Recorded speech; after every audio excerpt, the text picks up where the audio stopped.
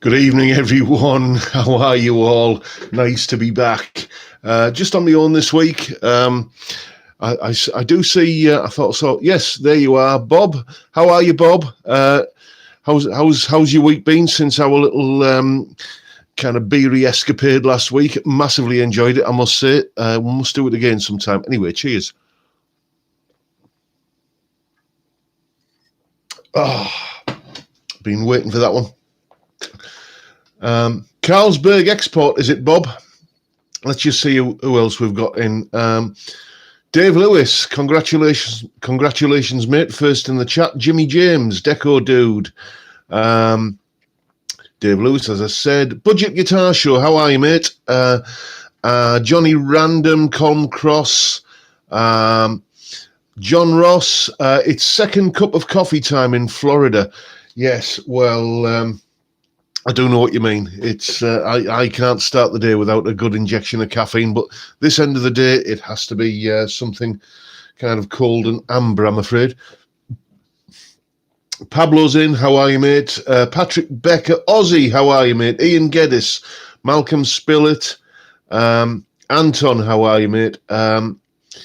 Chip Young and Ian Clark. Nice to see you in, Ian. Sean House and I'm doing fine, Budget Guitar Show. Thank you very much for asking. What's that you're saying, Ozzy? What a nightmare I just had. I've been making backing tracks and I played them back and I was out of tune. Tried everything, even changed my strings, named it was the browser I was using. Okay, well, fair enough. I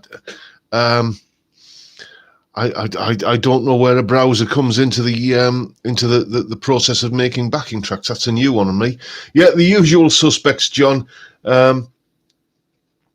New guitar day for me. Vintage V100 Les Paul reissue Iced Tea. Just sitting, looking at it. Really, I had that exact same guitar, that V100 in Iced Tea, and isn't it a gorgeous finish?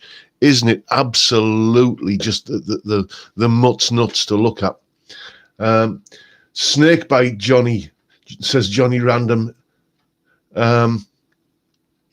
That's going to get messy, I suspect. Hi, Deco. How are you, mate? I just posted a video to see which guitar I would use at my gig tomorrow, Harley Benton or Fasley. I shall check that out. I shall, obviously not now because I'm a bit busy, but I will, I've got a few hours tomorrow afternoon. I tend to catch up on YouTube and stuff then, amongst other things. So I'll stick that on my list, mate. I was playing them on YouTube. I was using a Bitcoin miner. That's what did it. Fair enough, mate. Well, do you see that goes straight over the top of my head? I do know of Bitcoin. But I have no knowledge of how to get some or whether I should or whatever. I'm afraid I still like the little bits of paper that go in my wallet. That's not even paper now, is it? Where are we? Yes, I'm doing fine, thank you, Jason. Yeah, the V100 PGM, the lemon drop one, as it's commonly known. I do like that guitar. Well, I like the idea of that guitar. It's just a relicking that puts me off. John may be a Bitcoin for all he knows. I might be. I don't know. Pass. John may be a Bitcoin millionaire for all he knows. Yes. Yeah. Well, if I was a millionaire in anything, I suspect I would know. But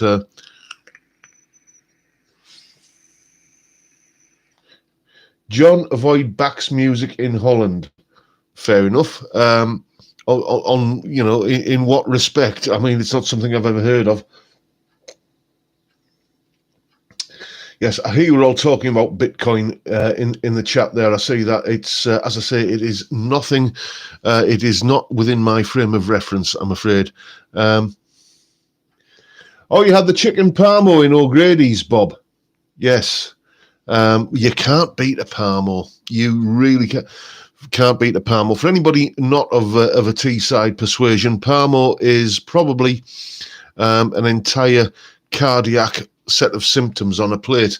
It's basically chicken breast that they cover in bechamel sauce and melted cheese, and it's served with chips, and it is absolutely gorgeous.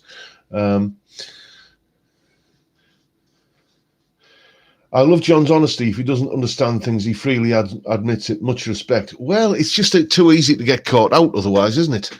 And at the end of the day, I am just a kind of middle-aged, fat northern lad. It's when you come from this part of the world, there's huge swathes of stuff just kind of passes you by and leaves us in blissful ignorance.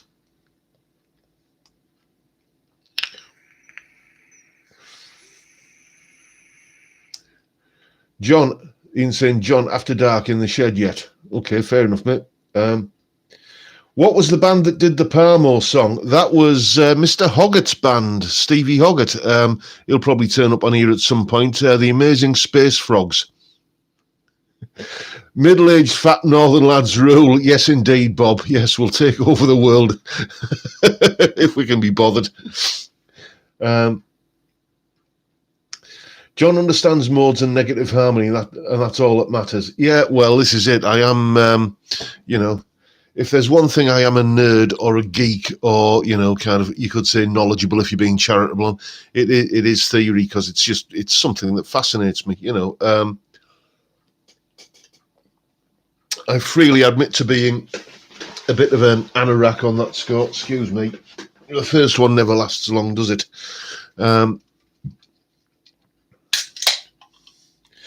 Yeah, I agree with you there, Ozzy. That lemon drop, that V100 PGM, the relicking, I don't like relicking at the best of times, but it isn't the best job. It does look a bit contrived. They do, I don't know if they still do, but I know they used to. They brought out, a non-relicked version of it. And the ideal version of that guitar for me would be the best of both worlds, with the lovely satin finish that's on the relict one, but without the relicking. Because the non-relict one has quite a heavy gloss finish. Not that that's a deal breaker for me, but if I was to express a preference, it would be I prefer the kind of a more satin finish. There's a great T-shirt there. Middle-aged fat northern lads will take over the world if they could be bothered. I shall be on to Teespring in the morning.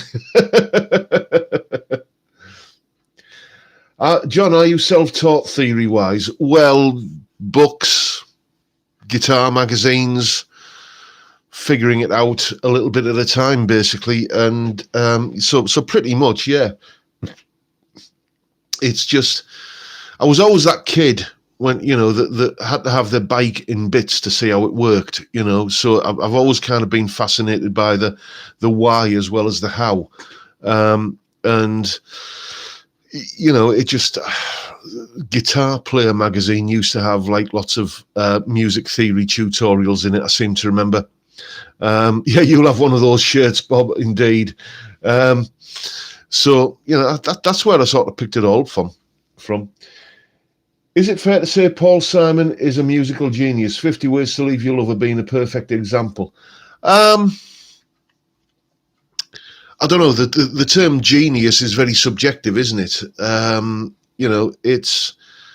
don't think it's a stretch at all. I know that there's probably people who would disagree, but I think, if you're going to use the word genius, then you can certainly make a case for it, mate. Put that way. Music theory isn't so scary. It's just a puzzle to solve. Perfectly put, Jason. This is, as a species, we do tend to like, I suppose most of us, recreational problem solving. That's why people kind of, sit down with a crossword puzzle in the back page of the Times every day, or, Sudokus or anything like that. And for me, that sort of side of my consciousness has always gone into, figuring out music-y sort of stuff. Right, well, I'm going to have to do that T-shirt now, aren't I? There's so many so many people saying that they want one. Fat, bald, middle-aged northern lads will take over the world. Right, let me write that down. Anyway, I haven't, just while I write this down, fat, bald, northern lads will take over the world.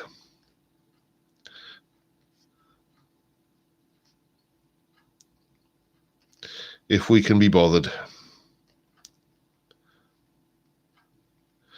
Consider that going up on Teespring in the next 24 hours. Yes, I need to tell you what's coming up on the channel this week, don't I? So, yes, no video tomorrow because the Saturday videos have now moved to Sundays, 5 p.m. on a Sunday.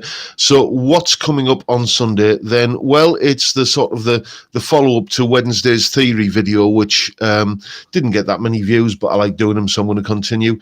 And people are always giving me requests, so that's why I feel they're justified. So it's basically how the piece of music that I sort of roughed out in Wednesday's video ended up turning out when I kind of played it on a guitar. That's Sunday's video. Monday's video, due to popular demand, we are taking a look at a solo by the wonderful Wilco Johnson. I've had a few requests for something by Wilco, so that's what's coming on Monday.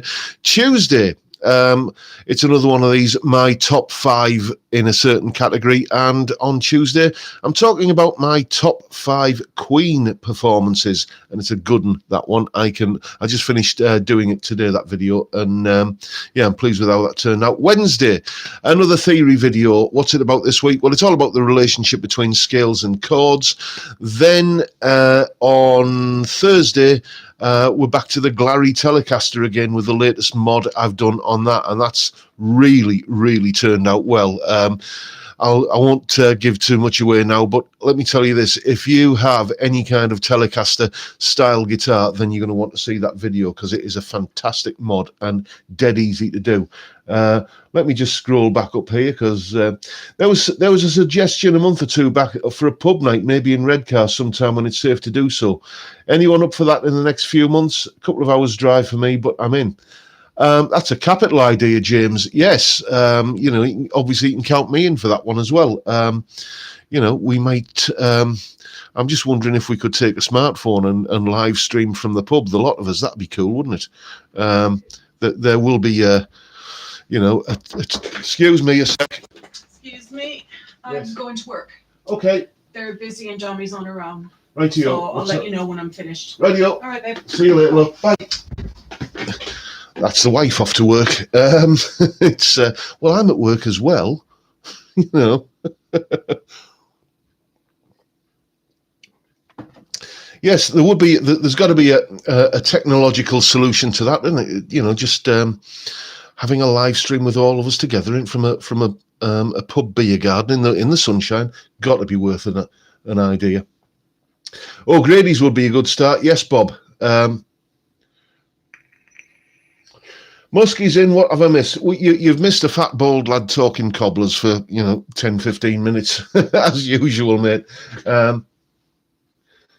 Redcar's a bit far from Suffolk, unfortunately. Yes, it is. No karaoke though, Ozzy. No, indeed. That was the equivalent of the MP whose kids came into the room while he was live on TV. I remember that one. Yes. No, it's she's got a hell of a commute, my missus. She really has.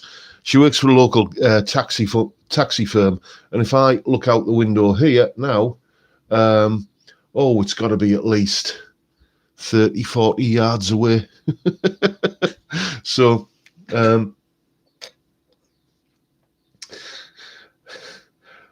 what's that laugh that told you, John? Okay, Dave, fair enough. Great work if you can get it. Yes, well, I earn ad revenue from this live stream, so it earns me money. Maybe I should see if this is tax deductible. Might be worth a try.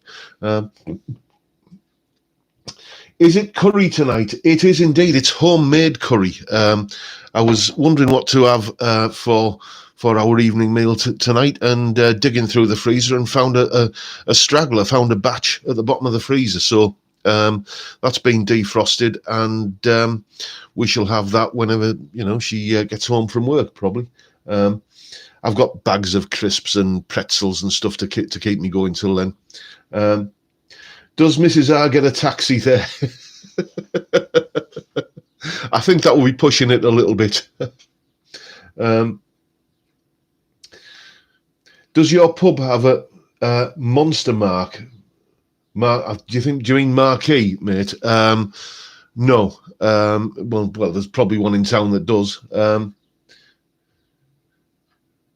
Didn't Bill Werbenick, the snooker player, try to get his lager taxed up? I think you're right there, Malcolm. I think he did.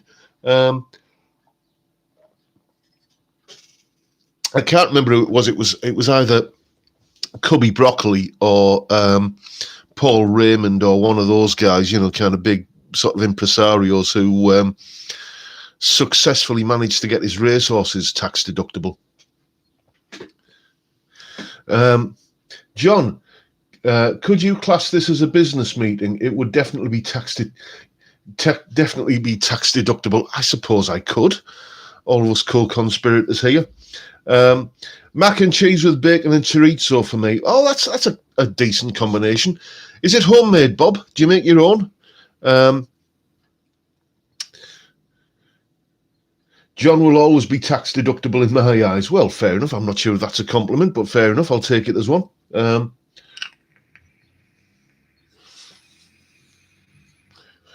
Egg and bacon sandwich. That is a Sunday morning tradition in our house.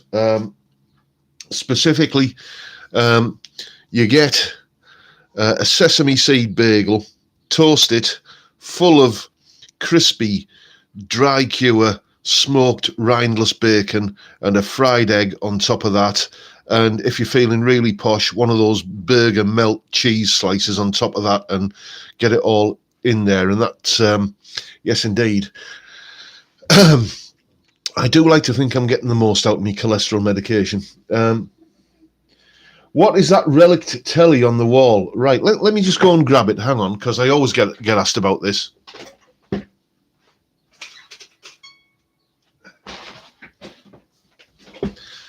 This started off life as a Telecaster that I found, or a Telecaster copy that I found in a charity shop, and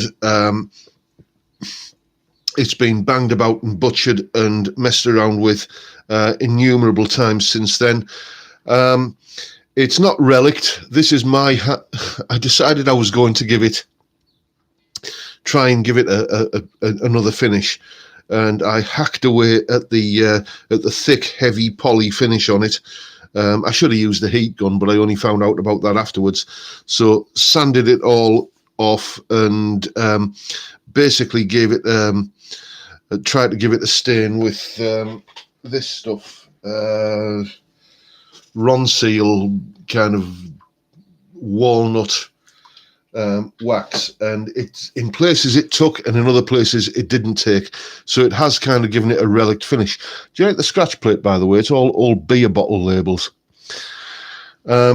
This now is I've got the action quite high on it, and I use it most of the time for slide because it's got an iron gear steel twin pickup in there, which is like, it's got a little boost on there. You kind of push that out, and it basically gives you basically double the number of winds on a pickup. It's still a single coil, but it just had more winds. And that pickup in its boosted mode with that little Wilkinson P90 in the neck position, it absolutely sings for slide guitar. So that's what that is. It's not relic, it's just a cack-handed refinish job on my part. Oh, thank you, Jason. Thank you. It's it sort of turned out good, but not in the way that I first intended. And you know, the scratch plate is made out of, as I say, old beer bottle labels, but it's stuck. They're all stuck to, you know, that really hard card that you get in the back of a picture frame. That's what the scratch plate's made from underneath. And the missus did a decoupage job on a load of old beer bottle labels. And it plays really nice when you lower the action, but it's just got such a lovely sound for slide. That's what I use it for. Thank you, mate. Yes. John Robson original. Yes. I've got, as I say, talking about Telecasters, the Glary Telecaster is now, I said I was going to do a refret on it just to sort of teach myself how to do refrets and I can, because it's the one thing of guitar maintenance that I've yet to learn how to do. Well, I've chickened out is the short answer there. I'm not going to do a refret on it. And the reason why is because I really like that guitar now. I really, really love that guitar. It's a lovely Telecaster now, especially with the mod that you're going to see that I've done on Thursday.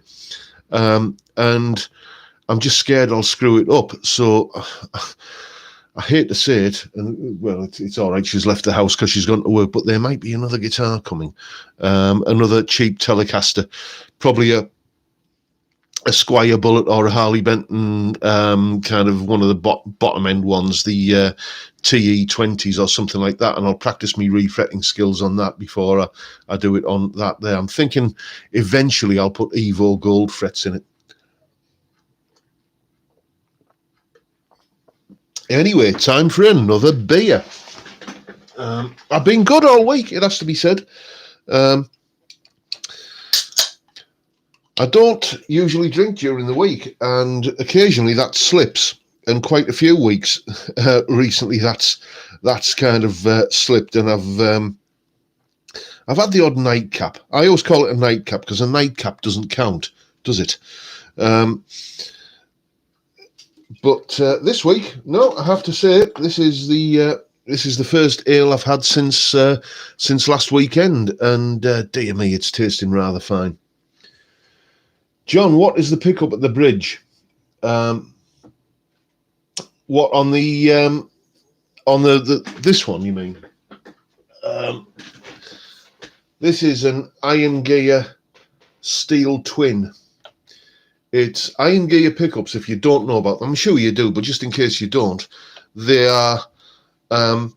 They're not like a really cheap brand of pickups, but they are sort of half the price of a Seymour Duncan. Essentially, work on that kind of kind of pricing. And what you do, as I say, is it's a single coil, but you press that down and you get double the number of winds, so it really does kind of beef up the output.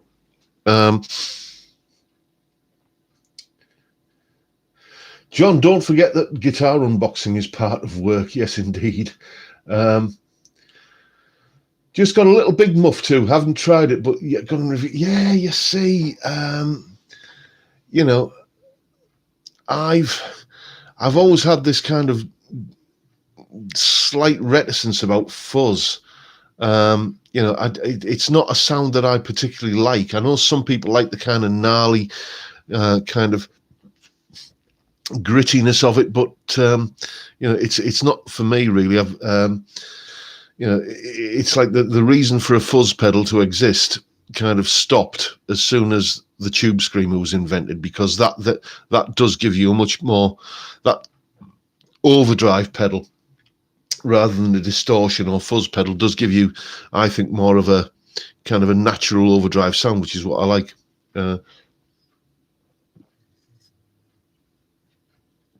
I put a Steel Twin in my telly to replace a quarter pounder. It's just as good. Yeah, they're fantastic pickups. Talking about pickups, does anybody know what's happened to Vanson pickups? Because somebody mentioned it, I think, on a comment on one of the videos, or maybe in the live stream last week. They're just not on Amazon anymore. They're not on eBay. Slightly worrying for me, because my signature guitar has Vanson pickups in it, so I'm going to have to possibly, because Dan O'Sullivan, who makes them, Scott Guitars, if he can't source the pickups that go into my signature guitar, then I'm going to have to kind of have a rethink and maybe, I don't know, maybe test some pickups out. That'd be an interesting video.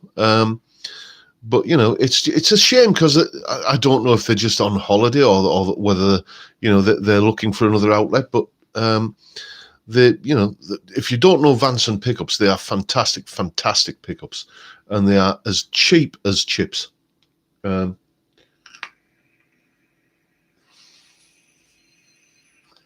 Yeah, Michael Broadhead.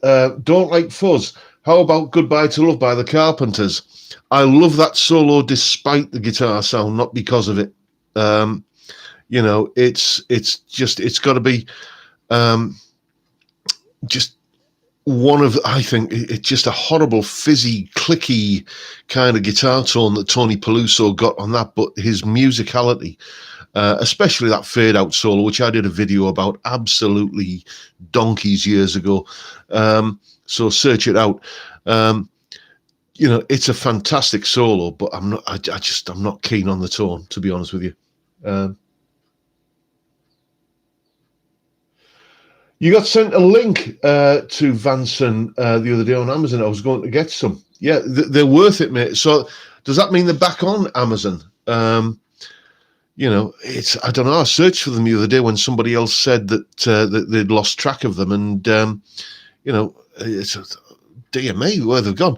If you want a great sounding set of kind of old school humbuckers that aren't like kind of absolute fire breathing monsters that are designed for the maximum overdrive and nothing else, then Vanson Classic 57 Alnico 2 humbuckers.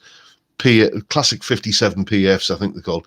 They are absolutely the nuts. I would rate them as high as, something like a Seymour Duncan Alnico Pro 2. They are absolutely brilliant pickups.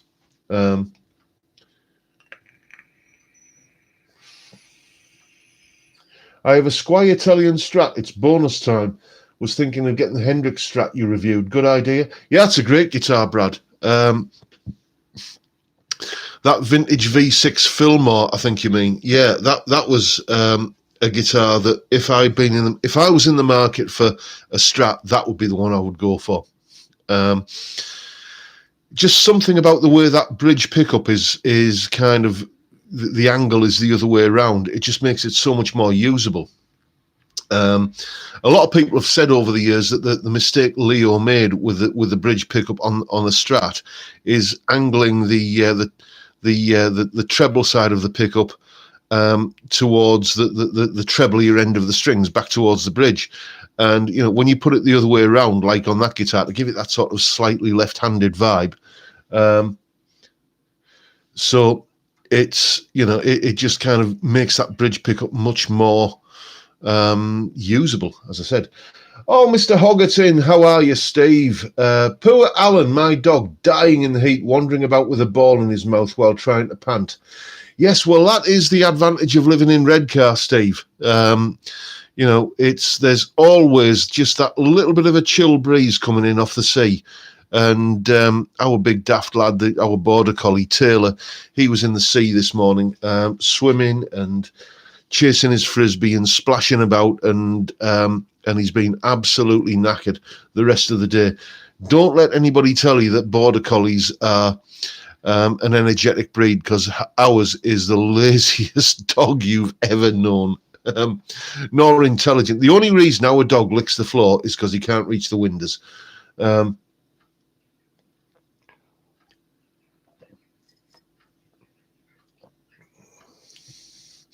Who's talking about Hanson Mbop? Anton, dear me. Yeah, I haven't heard that song in years, but that's, as you say, it's an irritating earworm, and it's going to be in my head all the rest of the night now.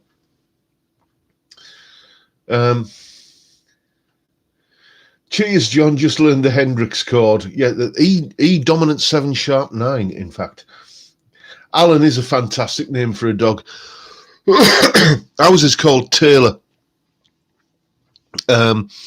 But that we didn't choose that name. He was called that when he came to us, because we got him when he was a year old. If it had been down to me, I would have called him Dougal, off Father Ted, because that is pretty much his personality. John, check out Warman guitars. Their pickups are virtually identical. What you mean to Vanson? Okay. A while back, I saw Les Paul custom by a brand called Rock Tile. Looks a very, very nice guitar. Might be worth a punt at 170 quid. Oh, Vanson pickups are showing up on Amazon UK. They must be back because I tried them this week sometime, and you know, they just weren't there. The Sharp 9 is very dissonant. What about the Beatles chord? Are you talking about the G dominant 7 suspended fourth with no root? Oh, Vanson are showing again on eBay, Colin. Well, that's that. I've got to tell you, that is a little bit of not a massive weight off my mind, but I was kind of thinking, well, you know, what's going to go into my signature guitar then? If they were, you know, if they weren't available anymore. Yeah, Vanson's locking tuners. I had a set of those ages ago when I had that Yamaha Pacifica that I did the mods for, on. And I mean, as locking tuners go, they're as good as any others. Howdy, John. New York, USA here. Can you talk us through how you approach improvising, but for progression you're familiar with, not just 1-4-5? Okay. How I think about improvising, I look at the chord sequence and I think, okay, the notes in that chord are this, this, and this, this. The notes in the next chord are this, this, and this. The notes in that chord. So basically, I look at the chord sequence and I know what notes are in each of the chords. And then I can look down at the fretboard and see those notes. And then I just pick interesting ways to get from one note to another. That's basically, in a nutshell, how I do it. That might be worth doing a video on at some point, actually. So, yes, it is, Malcolm. That is the opening chord to A Hard Day's Night. So, yes, that is basically how I approach improvising. I'm always thinking about chord tones and how to join them up. And usually, it has to be said, I'll be thinking in terms of joining them up with an appropriate pentatonic scale. But like I did on, well, like you'll see on Sunday, actually, the video I did about the enigmatic scale. Again, it's just chord tones, but joining them up with the appropriate scale, which in the case of that video is the enigmatic scale. Have you ever owned any Hamer guitars? No, I haven't, but I have had, and I can't remember the name of it, a Hamer guitar on like an extended loan for like a couple of months. I had it way before I was kind of prolific on YouTube, otherwise I would have done a video on it. It was like a double cut Les Paul kind of thing with two P90s and a gold top kind of finish, and it was a nice guitar. You know, it was it was just it was exactly what you thought it was going to be. You know, mahogany body, set neck, gold top. I don't know if there was maple underneath the gold top or not, but it was a beautiful feeling and sounding guitar. That's my only experience with Hamer. No, I tell a lie. Back in the 90s, I was in a band where the other guitar player had a Hamer Diablo, which was like, you know, kind of twin humbucker Floyd Rose kind of thing. And that was okay. It was, you know, a twin humbucker super strat with a Floyd Rose. So I'm not that keen on Floyd Roses.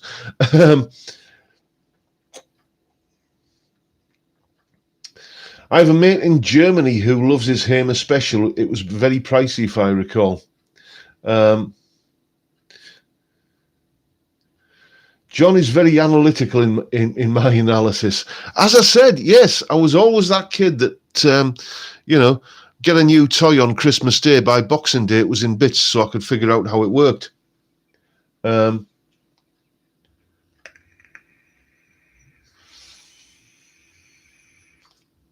I think you're right, David. I think you're right, mate. Gary Moore played a Hamer like the type you're talking about on Run for Cover. I think his was. I'm just picturing the sort of pictures of in my mind, the kind of pictures of Gary from round about that time. I think his was like in a white finish with twin humbuckers. I might be wrong.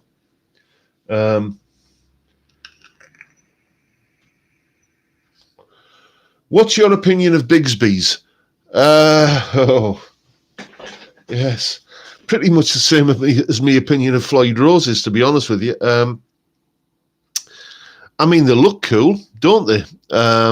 You know, and some people seem to love them and kind of manage to play them and stay in tune. Actually, saying that, do you remember ages ago, a couple of years ago now, I had that Gretsch. I can't remember. I'm not really kind of au fait with Gretsch model names and numbers, but it was basically like a big sort of Gretsch, sort of kind of hollow body kind of electric with a Bigsby on it. And I was expecting that to be a nightmare. But that one guitar, that's one guitar I played with a Bigsby on it that actually it stayed in tune. It behaved itself, you know. Hey John, would you try the 332 hertz tuning? It's lush. I've never tried. No, I get asked about these alternative tunings all the time. I've got to tell you, I'm a bit of a dinosaur. You know, I just like, you know, kind of standard tuning, 6 strings, E, A, D, G, B, E. Any chance of you doing a live playing guitar video after 14 pints just to show my kids not to drink and play? It could be arranged. I do remember, like, in the early days of this live stream, I remember one of the early ones I did, you know, sit here and have a bit of a jam for the first 5 minutes of the stream. But when I listened back to it, it just came out so, because I'm not really, people say, oh, you're good with computers. No, I'm not. I don't know how to figure out how to get the, you know, the guitar sound in a kind of a decent kind of quality out through the live stream, other than just it being picked up by the mic.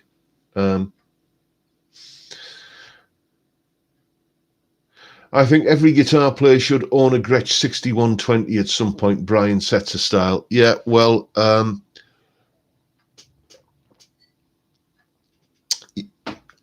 mean, Brian Setzer was a big hero of mine, still is. But that first Stray Cats album, you know, Rock This Town, Runaway Boys, Storm the Embassy, Rumble in Brighton, Ubangi Stomp, all of that stuff, you know, I absolutely loved that album, and you know, it's just fantastic. And I've done a solo off that album. I've done the solo from Rock This Town, and that's going to probably be going up not this coming Monday, but the Monday after. It took some doing, I've got to tell you.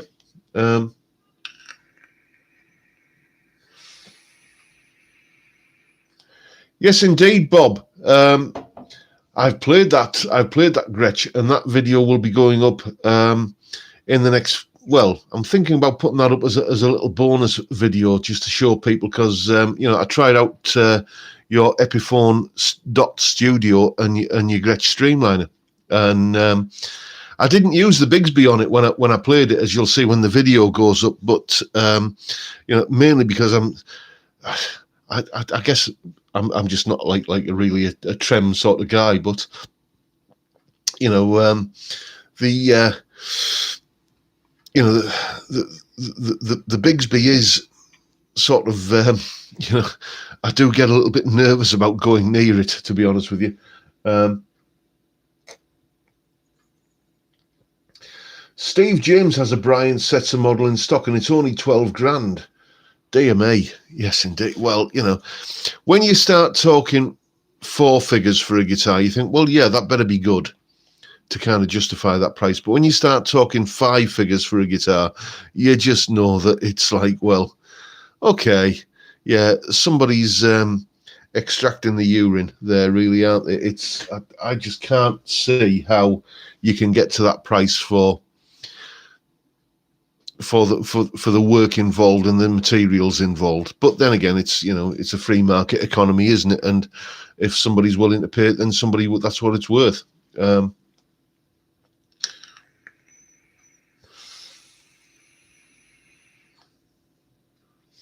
I've yet to see a Gretsch that looks good in any colour, says Podrick. Yeah, it is an aesthetic and a vibe that you've got to really fall in love with. It's so far off to left field that you're either going to love it or hate it. But I could say the same thing about Rickenbackers. Rickenbacker guitars, I've never wanted to own one. I've never owned one. I've never been kind of tempted by any kind of Rickenbacker clone or anything like that. It's just, they're not a guitar that appeals to me in any way, shape or form. And there you have it. I suppose that's just personal taste, isn't it? 10 grand is my personal limit on a guitar.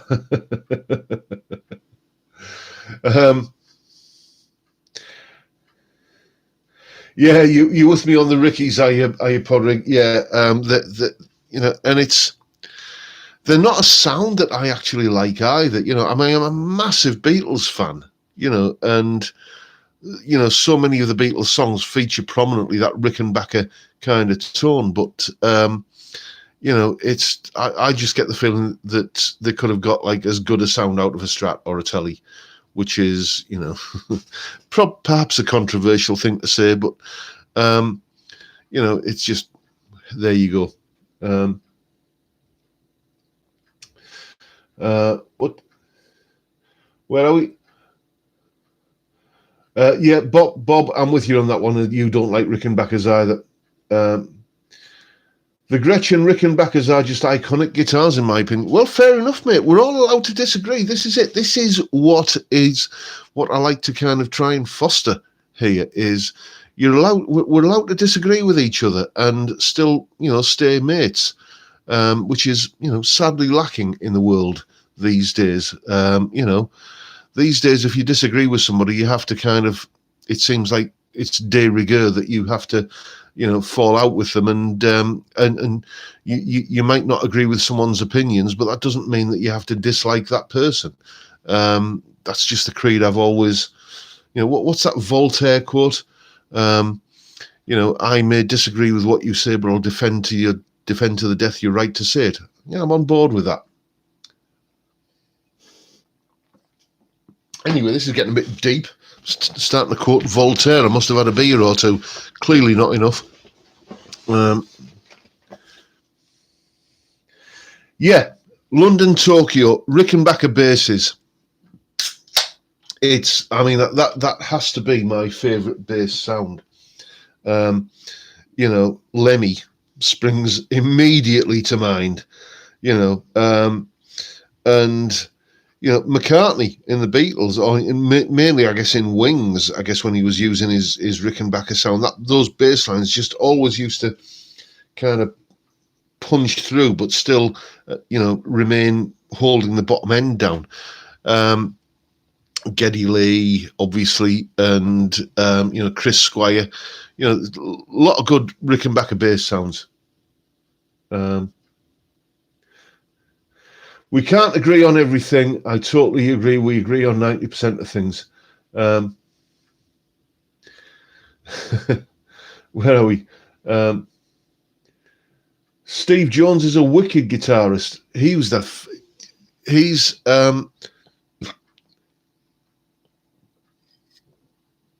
remember seeing that Classic Albums TV show. You ever seen that? The one about the Sex Pistols, Nevermind the Bollocks? And he just came across as just such a nice bloke. He's the sort of bloke you'd go for a pint with, and that's my benchmark. It just completely down to earth, kind of ordinary chap who, just got lucky. He admits himself he's, of limited talent. He's what's that quote? He says, I couldn't play a Beatles chord if my life depended on it. but he used what resources he had and his talent to produce. I mean, what a fantastic album. Never mind the bollocks, isn't it though?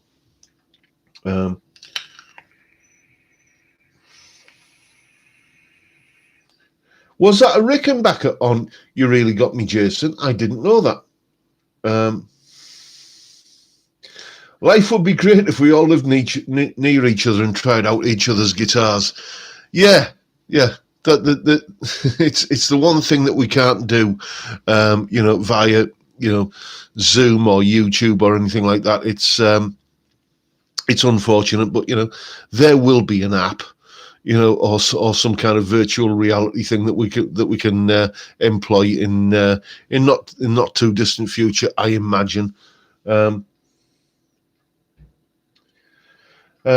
New John Mayer song out, Last Train Home. Thoughts on John Mayer? I respect him as a musician, and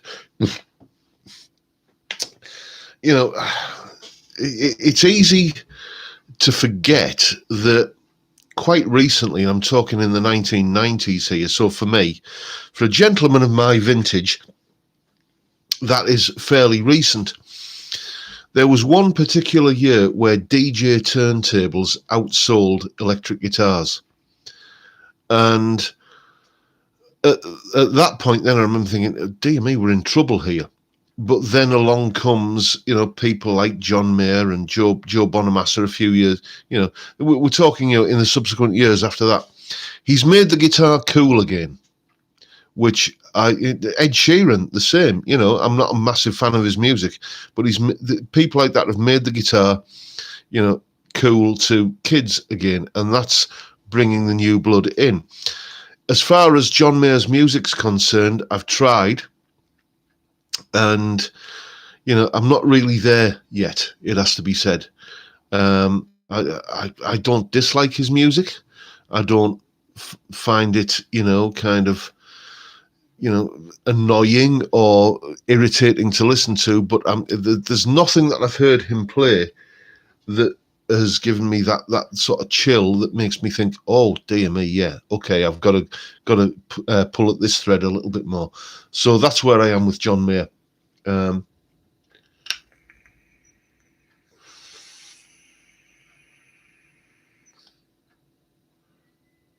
Where are we? Chris Spedding, erstwhile Womble taught Steve Jones a bit of guitar. I knew that. Does anybody else remember Chris Spedding's pretty much only solo hit, Motorbiking? That was the thing, back in the 70s. There was so many great songs that featured. And I did a video about this ages ago. Just throwaway pop songs that were in the charts that had like great guitar work on them. Music by John Miles. There's another one. Yeah, JT, got to respect Sheeran's songwriting, not songwriting ability. Not a fan though. Yeah, I'm on board with that. He's and a guy you don't hear of much of these days. Who I really liked watching him live because I saw him, I think, on Glastonbury or something. Newton Faulkner. And I bought his album, Hand Built by Robots, and it was just a bit meh, to be honest with you. But, there you go. But all that sort of tippity-tappity stuff on the acoustic, that was a style that he pretty much pioneered.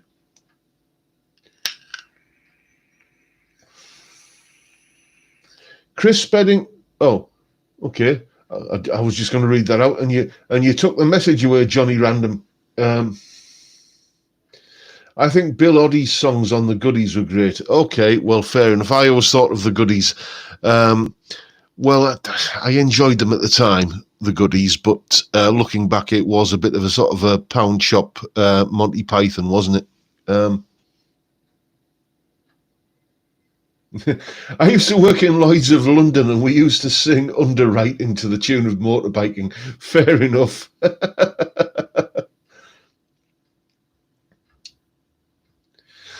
Yeah, I'm with you with that, Greg. I have ultimate respect for John Mayer as a player. You know, I like, you know, well, I can hear the talent that he's got, but it just never really, as you say, rings any bells for me.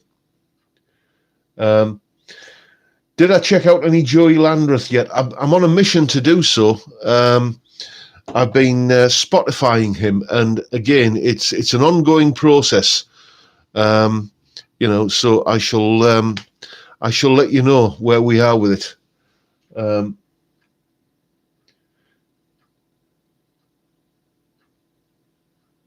Imagine swapping Ed Sheeran's Looper for a fan. He'd be cool, but always repeating himself. Okay, fair enough.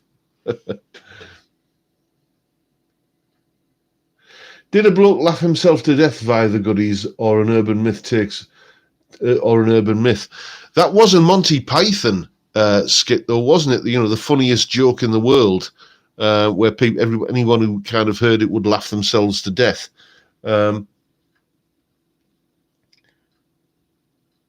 What do you think of Difford and Tilbrook as songwriters? They are masterful. I mean, you know,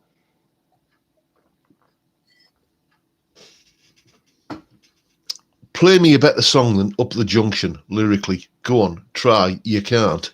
It's just, I mean, that is just a whole kind of beautiful tragedy in a 4-minute pop song without a chorus, you know, and it's just, you know, how can a song that catchy just not have a chorus that gets repeated? It's just genius songwriting.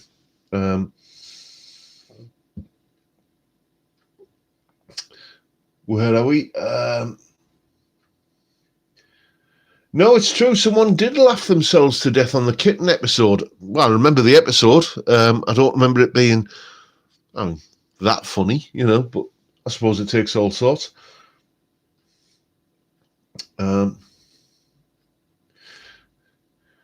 Who's your favourite slide player? Oh, no.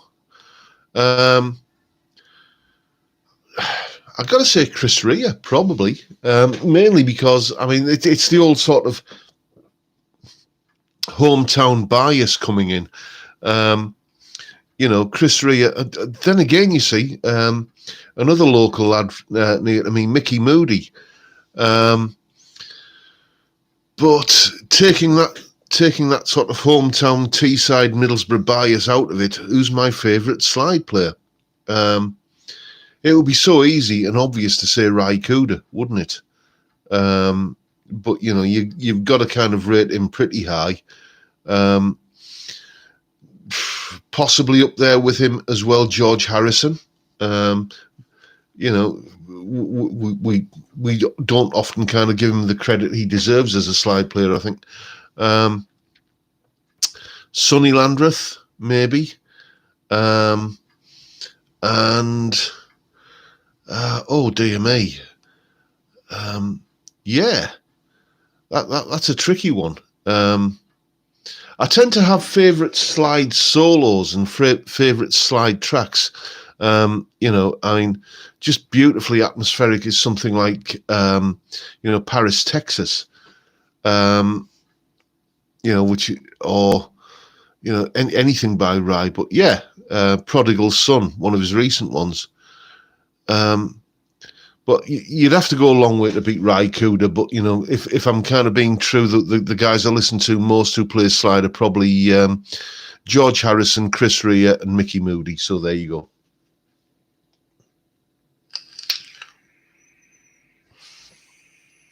Yes, fam, I saw the Rick Beato video on Comfortably Numb. I was really busy at the time, but I thought, I've got to watch this now before it gets taken down, because ultimately it probably will.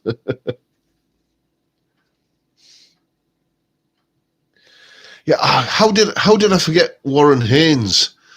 Or you know, I mean, Dwayne Allman. I mean, his slide playing on that Derek and the Dominoes album. You know, I mean, we think of that as an Eric Clapton album, but really it's an Eric Clapton, Dwayne Allman kind of joint album, really, isn't it?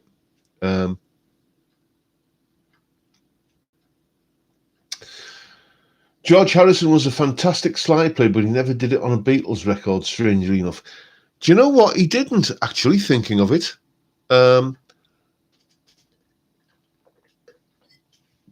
No, you're right there. Excuse me. Oh, dear me, I'm on to my last beer.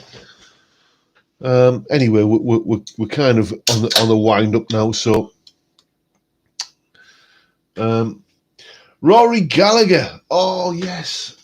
See, I don't tend to think of Rory as a slide player. My favourite Rory Gallagher album has to be Stage Struck. Which is... there's a bit of slide on there, as I remember, but not a lot. It's mainly just... And that's the sort of later live album with... what's the big track? What's my favourite track off that? Follow Me. Probably my top Rory Gallagher song ever. That I absolutely love that song. One More Pint for the Road. Yes, indeed. I never heard Jeff Healey play slide, to be honest with you, Jason. I saw him at Newcastle City Hall. Oh, dear me. See the Light had come out and had been a fantastically, kind of his breakthrough album. And then what was the follow-up album to that? I can't remember the name of it, but it was the difficult second album, let's say. Hell to Pay, that was it. Tour. And, I don't remember him playing any slide on that, to be honest with you. Yes, all right, Chip, yes, my beer pouring skills. By the way, in case anybody's interested, I was shopping at Aldi today, so it's the Aldi Stella knockoff, Saint Etienne, which is actually stronger than Stella, is these days, I'm reliably informed.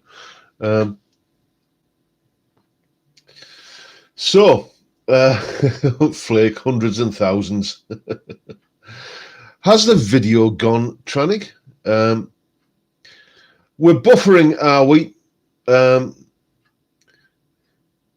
Yeah, Brad, I'm with you on that. How soon is now? Slide on that. Massive amounts of overdubs, though. But yeah, Johnny Marr, what a player. As I said, I think probably either last week or the week before, for me, the Smiths, it was like, a bit like Guns N' Roses. You had to put up with Axl's voice in order to listen to the fantastic guitar playing. Okay, so it seems we're back. But yeah, fine. So the internet isn't broken. Fair enough. We're buffering in the States, are we? Okay, well, I'll tell you what, chaps, we've been on, if we're going to start having kind of technical issues like that was me doing a bit of my own buffering just to save YouTube the problem. We'll wrap it up here. I'm just going to swig this beer off and go and...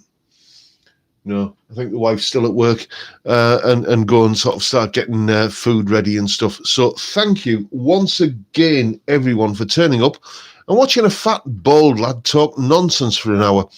I can't imagine why you find it so appealing, but you seem to, and I'll keep on doing it as long as you keep turning up. But for now, I'll bid you all a good day and say thanks for watching. Thank you for your time. Have a great weekend, and until next time, gentlemen, please.